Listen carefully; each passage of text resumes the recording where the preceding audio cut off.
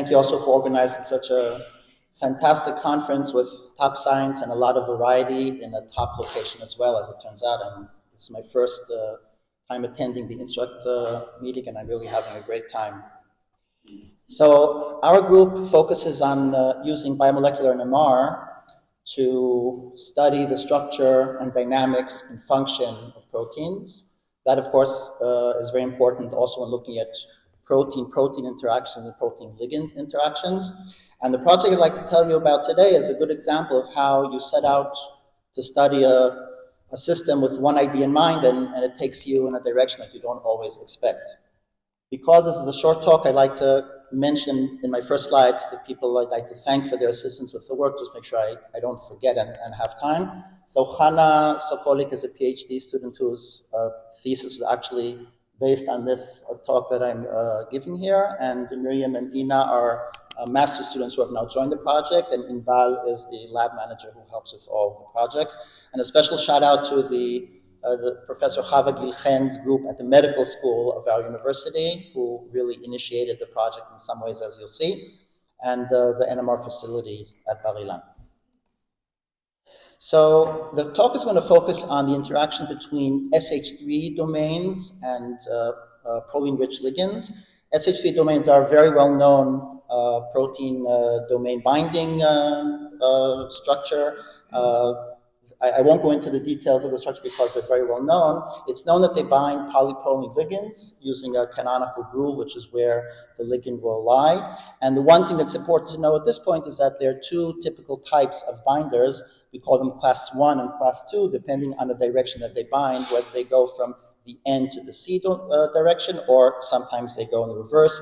And the choice between how they bind really depends on the location of a key basic residue whose positive charge interacts with which is called the selectivity loop, which is part of the SH3 domain.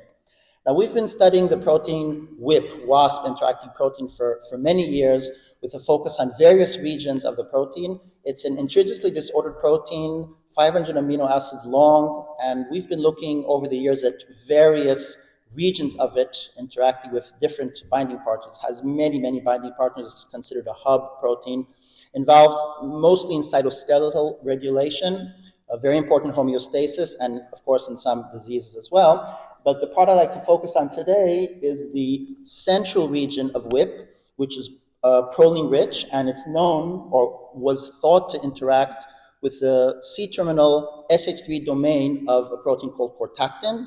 Cortactin is another key player in cytoskeletal modifications. And this is an interaction that had been postulated and biochemically shown using a yeast-2 hybrid study very early on, but there was no known structural data about this interaction. And I give credit to Hannah, the PhD student, who started out working on one project, but said, I have a better idea, and this is always what you like to hear from one of your PhD students. So that was definitely a good start. So we set out to first characterize how the central WIP domain interacts with the SH3 domain, and to do that we use the standard chemical shift perturbation type of analysis, where we look at the NMR spectrum of the protein. In this case, we're looking at WIP going from residues 122 to 205. That's where the interaction was known to take place. And we add in the SH3 domain, and we check to see which of the signals are moving. I should mention that this is done in a CON mode because of the IDP character of the protein. And even though this region has 7 PXXP motifs, which is a motif that an SH3 protein will bind, actually only one of them is really the one that gets picked up, although there's also a minor binding set, but the major one is between residues 166 and 183. So we focused our further efforts on that. And also, just to make sure that what's happening here is a canonical binding, so we did that as well. What we did is we now reversed the labeling. We prepared SH3, which is isotopically labeled, and added it unlabeled WIP, and we could see that the residues that are moving, which are shown here, are exactly the residues in the canonical groove, so the binding is just as you'd expect.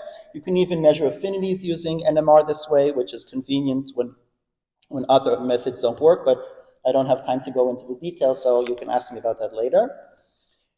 And here, this is the key point of the project, really, because this is the point of the project where we realize that something unexpected is happening. And what's unexpected is when we run the typical nosy spectrum that shows the contacts between the protein and the peptide, and it's run in a way that filters out only the intermolecular ones, we get an almost impossible network of contacts spanning the whole peptide, which to begin with was a bit strange to have such a long binding motif. The binding motifs are usually only 7 or 8 residues.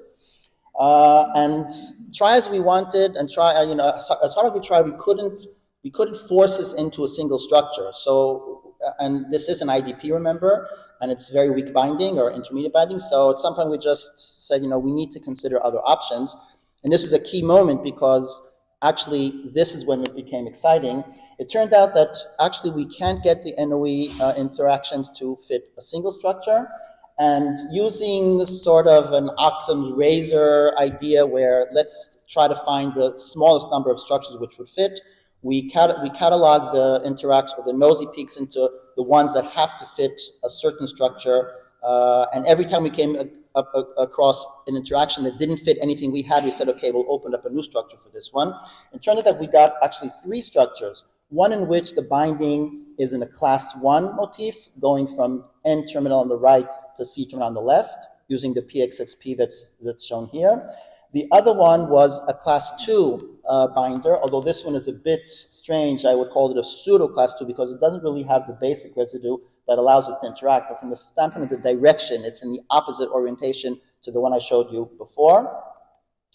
And we needed to also add in a 3rd structure because we couldn't accommodate all the NOE data that we had with these 2 structures. And this is also a little bit of a strange structure. It's actually missing the polyproline motif, and there's a glycine residue where a proline should be. I highlighted here in red. But on the other hand, it does have the basic residue, and it does have additional hydrophobic residues which interact with an extended surface of the cortactin domain. And this is actually a key point because as I show here, this is comparing the 3 interactions in a condensed way so it's easy to compare. The N and C indicate the first and second prolines of the PXXP motif, and you can see the directions are reversed. But you can also see that there's another region here where there's an extended surface. We call it surface 2, and others have called it surface 2. And the peptide that we're using has a hydrophobic patch right there where it can take advantage of this region, and that's part of what makes the binding motif be so extended.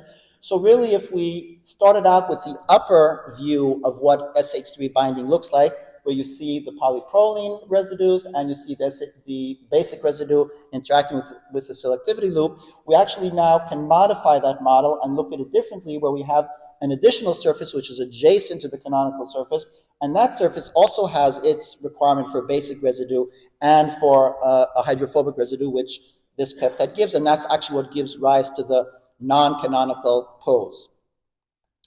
Another reason why this is interesting is that before these structures came out, we were working in parallel on another project that looked at binding of a peptide with this SH3 domain. And now's the time to say that this cortactin protein and this domain in particular is actually important in regulating the formation of invadopodia, which are the cytoskeletal formations that allow cells to invade. When there's a malignant tumor, it's what makes the tumor move into its invasive stage, and of course it becomes much more dangerous. And our collaborators in the medical school, led by Chava, they found that a peptide coming from the PEEK2 protein, which is an unrelated protein, but it interacts with cortactin, and that this interaction is critical for the formation of invadopodia, and therefore for a tumor becoming, moving into a metastatic stage. So a peptide that actually comes from PEEK2 is able to inhibit that process because it stops the interaction between the 2 proteins. And we solved the structure of how the peptide sits on the SH3 domain. And you can see nicely, I've highlighted in orange, where actually this region exactly is what gives the peptide the ability to interact more strongly with the cortactin domain. And I might even add perhaps more selectively, because not all domains actually have this patch here. And this has led us to create a panel of peptides which we're now pursuing, some of which I don't want to show clearly because they're still we're in the process of patenting them. But the idea is that we now have a much better idea of how the motifs are structured, and we're in a better position to suggest new peptides or modified peptides that would increase this affinity and perhaps also gain selectivity in interacting with this SH3 domain over others, because that's obviously going to be a main issue when using peptides like this. So I'd like to thank you for your attention, and I hope that this shows how an NMR project looking at a protein in a small peptide can actually lead to things that you didn't expect to begin with. Thank you very much.